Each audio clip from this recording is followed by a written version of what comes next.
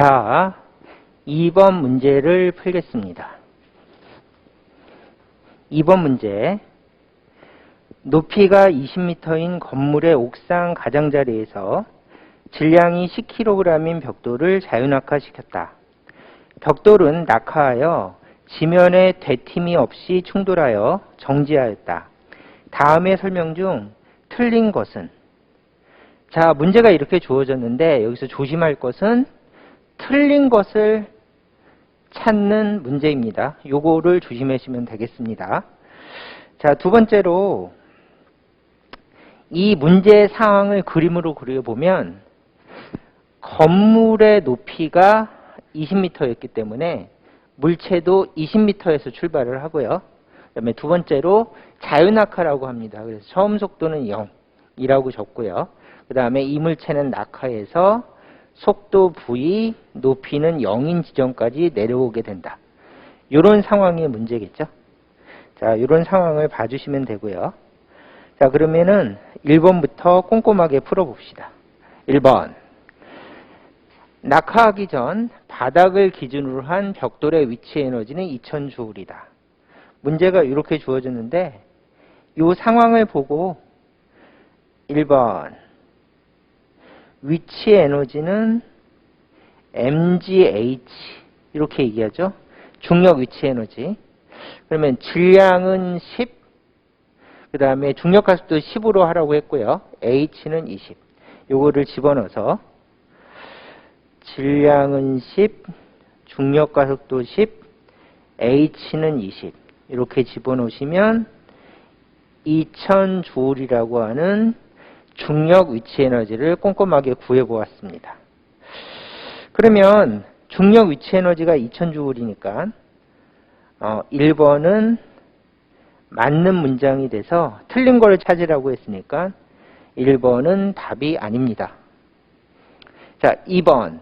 땅에 닿기 직전 벽돌의 운동 에너지는 2000J이다. 이렇게 얘기했죠.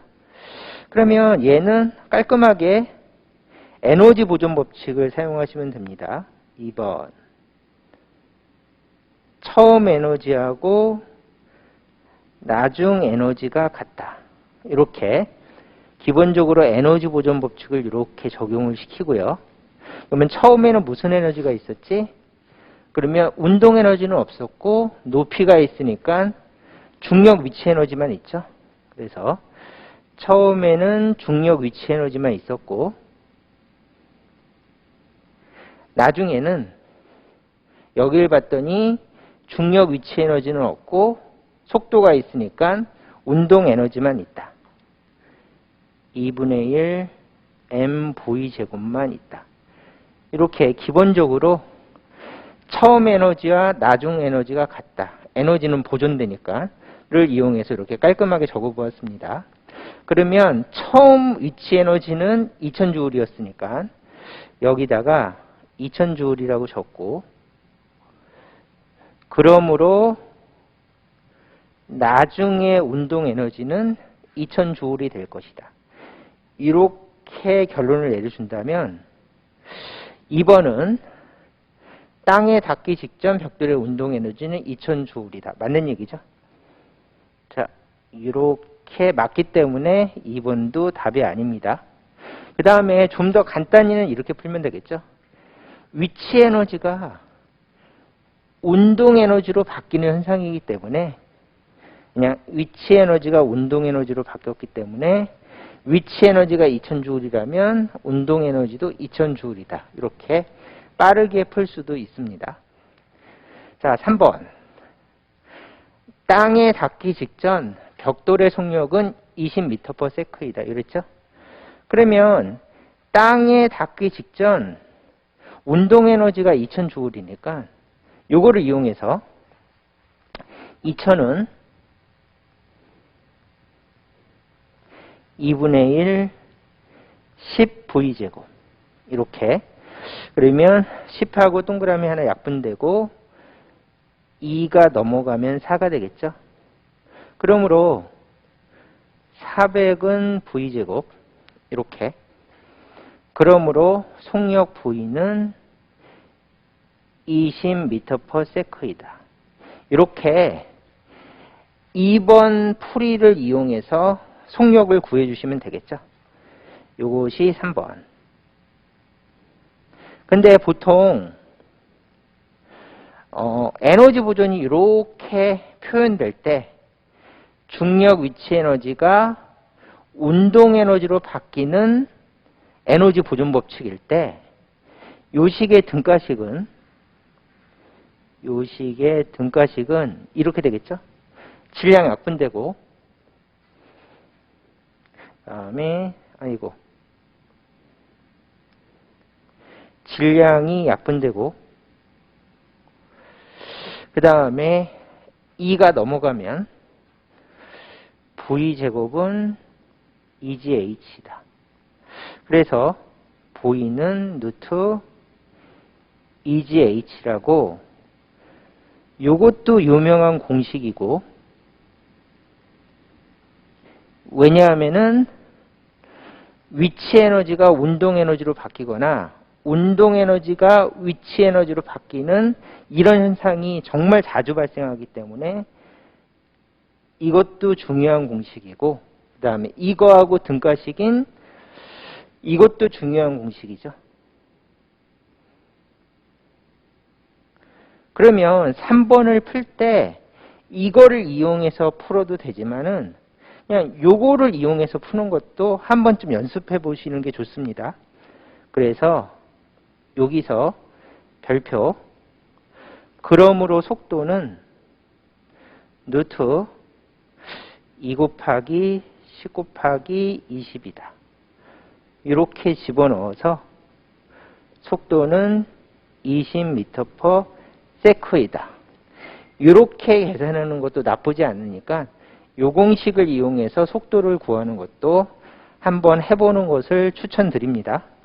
그러면 3번을 봤을 때 땅에 닿기 직전 벽돌의 속력은 20m/s이다도 맞는 문장이라서 3번은 답이 아닙니다. 이렇게 체크해 주시면 되겠죠. 자, 4번. 4번, 5번이 이 문제의 핵심인데 그래서 4번, 5번은 별표. 자, 이거는 꼼꼼하게 잘 푸셔야 됩니다. 벽돌이 땅에 충돌할 때 지면의 벽돌이 가한 힘은 100N이다. 이렇게 줬죠. 그래서 벽돌이 땅에 충돌할 때 지면의 벽돌이 가한 힘은 100N이다라고 해서 충돌하는 과정에 대해서 이야기를 하고 있어요. 그러면 자, 우리가 이제 잘 생각해 봅시다. 벽돌이 땅에 충돌할 때 지면의 벽돌이 가한 힘을 어떻게 분석할 수 있을까는 1번, 2번을 비교해 보면서 한번 생각을 해볼게요. 첫째, 만약에 물체가 정지 상태이다. 물체는 10kg짜리 물체인데 그렇다면 이 물체는 지면을 누릅니다. 그럼 무슨 힘으로 누르는가 하면 무게나 중력으로 누르겠죠. 그래서 물체가 지면에 가한 힘 F는 mg라고 깔끔하게 구할 수가 있습니다. 자, 물체가 정지 상태에 있으면 이 물체는 무게나 중력으로 지면을 누르기 때문에 물체가 지면에 가하는 힘은 mg라고 계산할 수가 있다. 그러면 이 힘은 얼마가 되겠습니까? 그러면 F는 100N이다. 이렇게 깔끔하게 구할 수가 있겠죠? 얘는 10kg, 중력가스는 10이니까 100이다. 이렇게 구해봤습니다. 근데 우리 문제는 이 상황이 아니에요. 무슨 상황인가 하면은 물체가 지면에 닿았는데 속도가 있는 상황입니다. 그래서 물체가 지면에 꽝 하고 충돌하는 상황입니다. 그러면 이거랑 비교를 해봤을 때 얘는 정지 상태에서 살짝 누르는 힘하고 얘는 속도를 가지고 날아와서 꽝 하고 충돌하면서 누르는 힘은 분명히 차이가 있습니다. 그래서 얘는 이렇게 생각할 수가 있겠죠. 원래 중력도 있었는데 요 힘 F는 원래 중력도 있었는데 거기서 이렇게 날라와서 꽝 하고 충돌하니까 플러스 알파 정도로 더 커질 것이다. 이렇게 논리적으로 예측할 수가 있겠죠. 그러면 이 힘은 얼마가 되겠습니까? 그러면 이 힘은 mg는 100N이니까 100N 플러스 알파가 될 것이지 결코 100N은 아닐 것이다. 왜냐하면 상황이 다르니까. 이렇게 날라와서 땅을 꽝 하고 치고 있으니까 가하는 힘은 무게보다는 클 것이다. 이렇게 생각해 주시면 되겠죠. 자, 그렇게 된다면 4번 질문은 벽돌이 땅에 충돌할 때 지면에 벽돌이 가한 힘은 100N일 때는 가만히 정지 상태일 때고, 우리 문제는 날라와서 꽝 하고 충돌하고 있는 상황이니까 100N 플러스 알파만큼의 힘이라서 100N은 아닐 것이다. 그러므로 이 문장이 틀렸기 때문에 4번이 정답이다. 이렇게 체크해 주시면 되겠죠. 자, 4번이 틀린 문장이라서 체크를 이렇게 했습니다. 그 다음에 4번은 이 논리를 좀 더 엄밀하게 한번 설명해 볼 필요가 있기 때문에, 자, 이렇게 다시 놓고 한 번 더 엄밀하게 한번 설명해 봅시다. 자, 벽돌이 땅에 충돌할 때 지면에 벽돌이 가한 힘은 100N이라고 그랬는데, 이 문장에서는 힘의 방향은 이야기하지 않고 100N이라는 힘의 크기만 물어봤어요. 그래서 여기다가 100N이라고 하고, 보통 이런 류의 문제는 힘의 크기만 물어본다. 힘의 크기만 구하면 된다. 이렇게 문장을 봐주시면 되겠죠. 그 다음에 누가 가한 힘인가 하면 벽돌이 지면에 가한 힘. 그래서 벽돌이 지면에 가한 힘을 물어보았다. 벽돌이 지면에 가한 힘. 그러면 이 문제를 풀기 위해서 논리적 편리함을 위해서 문제에 작용 반작용을 적용합시다. 이렇게. 그러면 자, 이제 분석을 해보면 이렇게 되겠죠. 작용. 벽돌이 지면에 힘을 가하면 이게 우리가 구하는 힘이죠. 그래서 벽돌이 지면에 힘을 가하면 반작용. 지면이 벽돌에 힘을 가한다. 그래서 지면이 벽돌에 힘을 가한다. 그때 작용 반작용은 두 힘의 크기가 같다. 두 힘의 크기가 같다. 그래서 우리는 크기만 구하는 문제이기 때문에 이 힘을 구해도 되고 이 힘을 구해도 되고 또는 이 힘을 써도 되고 이 힘을 써서 문제를 설명해도 됩니다. 그래서 작용 반작용을 이용해서 벽돌이 지면에 가한 힘을 가하는 것 대신에 지면이 벽돌에 힘을 가하는 것으로 우리가 힘을 구하자. 왜냐하면 작용 반작용은 두 힘의 크기가 같기 때문이고, 이렇게 하는 이유는 논리적 편리함을 위해서 이렇게 하자. 자, 다 됐죠? 그러면 그림에다 이렇게 표시해 주시면 되겠죠. 마지막으로 만약에 벽돌이 지면에 힘을 가하면 작용 F1, 그 다음에 지면이 벽돌에 힘을 가한다. 반작용 F2. 근데 작용 반작용은 두 힘의 크기가 같기 때문에 F2를 가지고 문제를 풀 것이다. 그 다음에 지면이 벽돌에 가하는 힘은 면이 물체를 미는 힘이기 때문에 수직항력이라고도 할 수가 있는데, 굳이 수직항력이라고 구별하지 말고 그냥 F라고 놓고 문제를 풉시다. 그게 좀 더 깔끔하고 편리하니까. 자, 이렇게 해서 기본적인 가정을 이야기를 했어요. 그러면 그림을 분석하기 약간 편해집니다. 자, 해봅시다. 물체가 이렇게 날아와서 땅에 부딪힌 다음에 정지를 한대요. 왜냐면 땅한테 힘을 받으려면 일단 부딪혀야겠죠. 그래서 물체가 날아와서 땅하고 부딪힌 다음에 정지하였다. 이렇게. 그러면 속도가 바뀌었으니까 가속도 운동이죠. 옆에다가 가속도라고 크게 적고요. 그 그 다음에 속도가 없어졌으니까 가속도의 방향은 반대 방향. 이렇게 가속도의 방향을 표시합니다.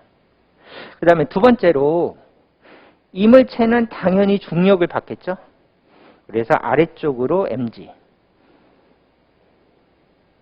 이렇게 표시하고, 이물체는 땅에 부딪혔으니까 땅이 물체를 미는 힘, 수직항력 n을 받을 텐데 그냥 F로 표시합시다. 지면이 물체를 미는 힘. 그래서 지면이 물체를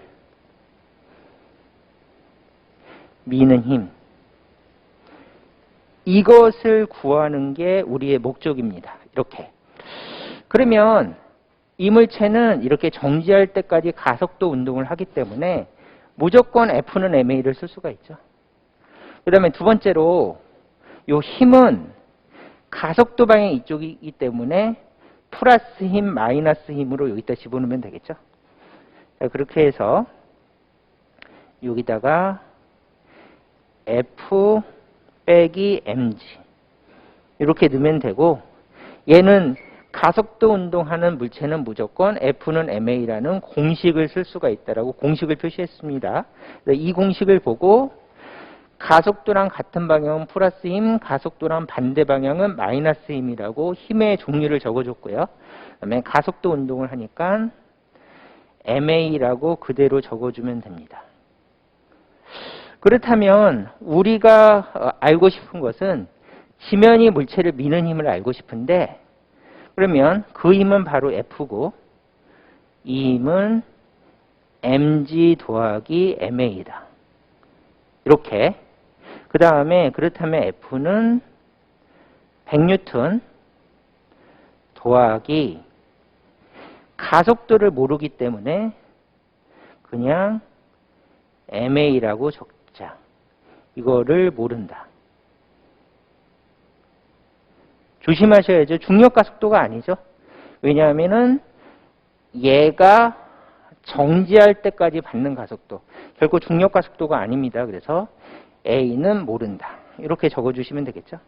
그러므로 물체가 지면에 가하는 힘이나 지면이 물체한테 가하는 힘은 100N 더하기 플러스 ma가 돼서 결코 이 힘은 100N하고 같지 않다. 이렇게 결론을 내려주시면 되겠죠. 자, 그렇다면은 4번은 이런 의미에서 틀렸다. 이렇게 풀어주시면 되겠습니다. 그래서 4번이 틀렸기 때문에, 이거 미안합니다. 4번의 문장이 틀렸기 때문에 틀린 것을 찾기 위해서 4번이 정답이다. 이렇게 체크해 주시면 되겠죠. 자, 그래서 앞으로 가서 자, 4번이 정답이다. 이렇게 봐주시면 되고요. 마지막으로 벽돌이 땅에 충돌할 때 지면에 가한 충격량은 200N per sec이다. 이렇게 돼 있죠. 그럼 뭘 물어봤는가 하면은 이번에는 충격량을 물어보았습니다. 충격량. 그러면 5번은 이렇게 상황을 분석하면서 문제를 풀어주시면 되겠습니다. 자, 그러면 질문이 이거죠. 벽돌이 지면에 가한 충격량은, 그러면 작용 반작용이죠. 벽돌이 지면에 가한 충격량은 반작용으로 지면이 벽돌에 가한 충격량과 크기가 같고 방향은 반대지만은 우리는 크기만 알면 된다. 그래서 여기다가 크기만 구하면 된다. 그래서 충격량 문제의 대부분은 그냥 크기만 물어보는 문제가 대부분입니다. 그래서 너무 신경 쓰지 마시고 충격량을 크기만 구하라고 그랬다. 그래서 벽돌이 지면에 가한 충격량을 구하는 것 대신에 반작용, 지면이 벽돌에 가하는 충격량을 구해도 된다. 이렇게 해주시면 되겠죠. 그러면 상황을 그려보면 이렇게 되겠죠. 얘가 속도 V로 이렇게 날아오고 있을 때, 일단 속도 V로 이렇게 날아오고 있을 때 땅하고 충돌한 다음에 정지하였다. 이렇게 이 상황이죠. 그 다음에 이 상황에서 얘가 땅으로부터 힘을 받는다. 얘는 수직 항력이지만 그냥 F라고 적자. 그래서 지면이 벽돌에 가한 힘 F를 표시했고요. 그 다음에 얘가 정지할 때까지, 충돌해서 정지할 때까지 시간은 보통 0.00001초 정도 걸리거나 조금 크게 0.1초 정도 걸리거나 막 그러겠죠. 근데 이 시간은 정확하게 측정이 안 되기 때문에 이 시간을 T라고 하고 요 힘도 아까 구한 것처럼 모릅니다. 그 다음에 땅에 부딪힌 순간부터 멈출 때까지 시간도 알 수가 없습니다. 보통 기계로 측정하면 0.00001초 또는 0.1초 정도 나올 겁니다. 그 사이에서 시간이 측정이 될 거예요. 그렇게 해서 이렇게 놓고 그 다음에 마지막으로 요 힘을 구하는 겁니다. 그러면 얘가 기준이죠. 근데 이 힘과 방향이 반대니까 이 속도는 마이너스 속도라고 표시하는 게 맞습니다. 그래서 얘가 기준이기 때문에 이 힘을 구하는 거기 때문에 이 힘과 반대 방향이니까 마이너스 속도라고 표시하자. 그럼 풀 준비가 됐죠? 그래서 이 현상은 힘과 시간, 처음 운동량과 나중 운동량이 표시된 현상이라서 이렇게 기본 공식, 충격량은 운동량의 변화량과 같다라고 하는 이 기본 공식으로 설명이 되는 현상입니다. 이렇게. 그러면 요 F하고 F도 모르고 아까 구했죠. F 모르는 거. F도 모르고 시간도 모릅니다. 그렇지만 FT는 구할 수가 있습니다. 그래서 우리가 원하는 게 충격량이니까 충격량은 얘도 모르고 얘도 모르지만은 운동량의 변화량과 같기 때문에 구할 수 있다. 그래서 FT는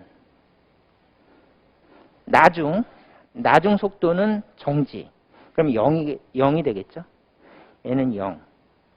그 다음에 여기 마이너스 질량은 10kg 곱하기 속도는 마이너스 20m/s. 그래서 마이너스니까 그리고 이 속도가 20이었으니까 20을 넣어주면 됩니다. 그래서 마이너스 20. 그럼 플러스로 바뀌죠. 그래서 충격량은 얼마입니까? 그러면은 충격량은 200. 왜냐하면은 마이너스니까 플러스로 바뀌어서 200 뉴턴 세크이고 충격량은 구할 수 있었다. 이렇게 어떻게 구했는가 하면 충격량은 운동량의 변화량과 같으니까 운동량의 변화량을 구해서 충격량을 구했다. 이렇게 적어주시면 되겠죠. 그러면 문장을 읽어봤더니 벽돌이 땅에 충돌할 때 지면에 가한 충격량은 200 뉴턴 퍼 세크이다. 크기만 해서 구해보았습니다. 그러면 5번은 맞는 문장이 돼서 5번은 답이 아니다. 이렇게 선택해 주시면 되겠죠. 그 다음에 우리가 구한 충격량은 이 그림에서 보다시피 지면이 벽돌에 가하는 충격량입니다. 그렇지만 반작용으로 작용 반작용이 같기 때문에 벽돌이 지면에 가하는 충격량이라고 불러도 된다. 크기가 같기 때문에 이렇게 생각해 주시면 되고요. 그 다음에 마지막으로 충격량은 200으로 구했어. 이게 최종 답이죠. 근데 충격량은 200으로 구했지만은 시간을 몰라요. 그렇죠? 시간은 모르죠. 멈출 때까지 걸린 시간은 측정해 보기 전에는 모른다. 이 시간을 구할 수 있는 방법을 문제에서 주지 않았다. 그래서 시간은 모른다. 이렇게 표시하고 이 시간이 무슨 시간인가 하면 땅에 부딪힌 다음에 멈출 때까지 시간입니다. 땅에 부딪힌 다음에 멈출 때까지 시간은 이 시간을 알 수 있는 정보는 전혀 없다. 이렇게 생각해 주시면 되겠죠? 그래서 이 시간은 모릅니다. 그렇기 때문에 충격량은 알지만 충격량은 구할 수 있다. 얘가 1번. 충격량은 운동량의 변화량으로 구할 수 있다. 그렇지만은 시간을 모르기 때문에 충격력은 구할 수 없다. 이 힘을 충격력이라고 부르죠. 그래서 이 힘은 충격력이라고 부르고 충격력은 구할 수 없다. 이렇게 해서 다시 한번 F를 구할 수 없다는 것을 강조를 해봤습니다. 정리하면 충격량은 구할 수가 있다. 왜냐하면 충격량은 운동량의 변화량으로 구할 수 있다. 1번. 그 다음에 2번. 시간을 구할 수 있는 방법은 없다. 문제에서 정보를 전혀 주지 않았다. 모른다. 땅에 부딪혀서 멈출 때까지 시간은 모른다. 그렇다면 충격력을 그렇기 때문에 이 곱한 것은 알아도 얘를 모르기 때문에 충격력은 구할 수 없다라고 3번이라고 적고, 그래서 4번 벽돌이 땅에 충돌할 때 지면의 벽돌이 가아니면 100뉴턴이라고 하는 것은 틀렸고 정답은 알 수 없다가 정답이다. 이렇게 4번을 다시 한번 풀어보았습니다. 그래서 4번이 정답이다. 이렇게 선택해 주시면 되겠죠. 그 다음에 이런 식으로 충격량은 구할 수 있지만 시간을 모르기 때문에 충격력은 구할 수 없다고 하는 논리는 이 단원에서 필수적으로 알아야 될 논리라서 이거는 추천풀이 그리고 별표입니다.